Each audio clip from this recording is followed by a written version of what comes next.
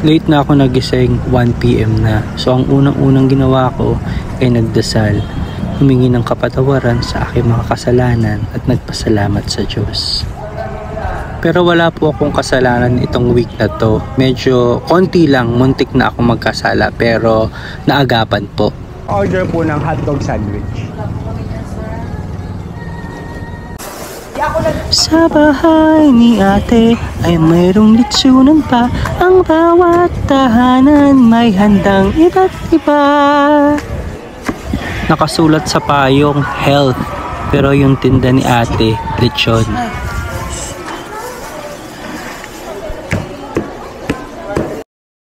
Sa halagang 120, nagkaroon ako ng lunch na lechon with rice.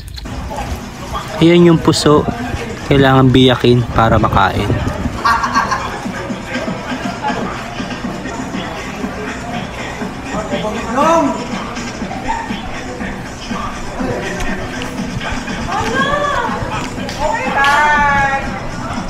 Sarap.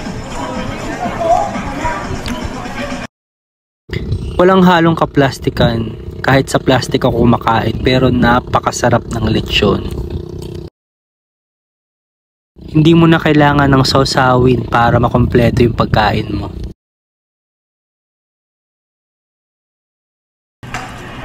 Tulad ng fried chicken, huli mong kakainin yung balat.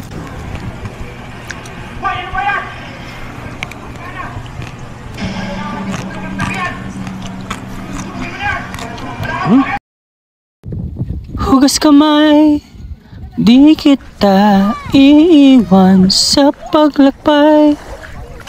Dito sa mundong walang katiyakan, hugas kamay.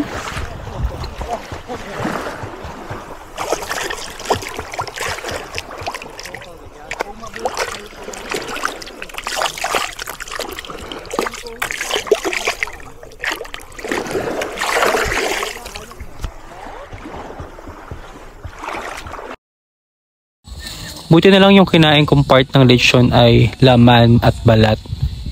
Hindi nakakahilo. Bili naman tayo ngayon ng panulak. Hot latte.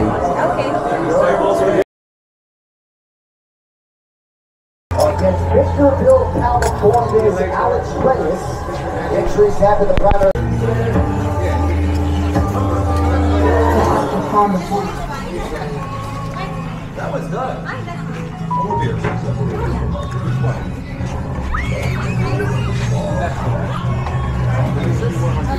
Tara at magkape sa Dalampasigan.